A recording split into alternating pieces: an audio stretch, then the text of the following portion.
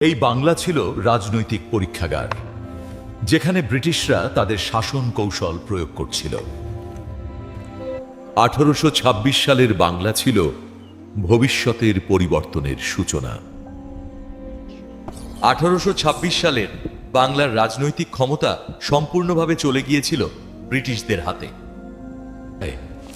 কিন্তু বাস্তবে তাদের কোনো ক্ষমতাই আর অবশিষ্ট ছিল না। আবার এই বাংলায় ছিল ভবিষ্যতের এক বিস্ফোরণের প্রস্তুতি ক্ষেত্র, যেখান থেকে একদিন জন্ম নেবে জাতীয়তাবাদ, প্রতিবাদ ও স্বাধীনতার আকাঙ্ক্ষা। কে ছিল শাসক? মানুষ কিভাবে জীবন চালাত? কোন কাজে নির্ভর করত? আর কেন এই বাংলা তখনও সারা বিশ্বের কাছে গুরুত্বপূর্ণ ও বিখ্যাত ছিল? সমাজ ছিল কুসংস্কার ও প্রথায় আবদ্ধ। জমিদারি প্রথা কৃষকদের উপর চাপ বাড়িয়ে দেয়।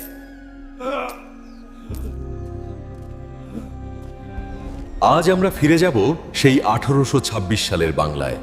দেখব এই বাংলা কার হাতে ছিল, 1826 সালের বাংলা কেন বিখ্যাত ছিল।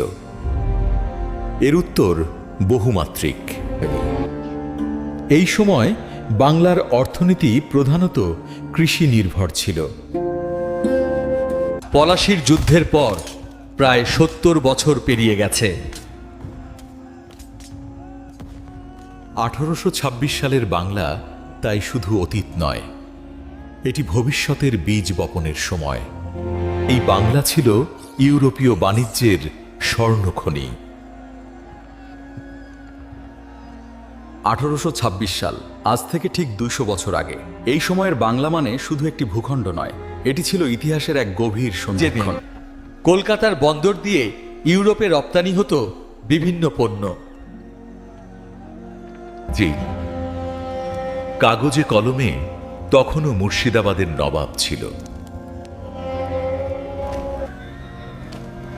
নীল চাষ তখন বাংলার কৃষকদের জন্য এক ভয়ঙ্কর অভিশাপ ছিল। এই সময় বাংলা শাসিত হতো ব্রিটিশ ইস্ট ইন্ডিয়া কোম্পানি দ্বারা। আর এই দীর্ঘ সময়ে কোম্পানি ধীরে ধীরে বাংলার রাজনীতি, অর্থনীতি ও সমাজের প্রতিটি স্তরে নিজের আধিপত্য প্রতিষ্ঠা করেছে। নবাব ছিল কেবল নামমাত্র শাসক। সব সিদ্ধান্ত, রাজস্ব আদায়, বিচার ও সেনাবাহিনী পরিচালনা করত কোম্পানি সরকার। এতে দেশীয় শিল্প ধীরে ধীরে ধ্বংস হয়ে যাচ্ছিল।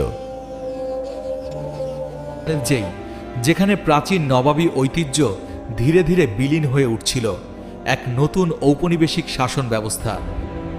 তবুও নতুন চিন্তার সূচনা হচ্ছিল।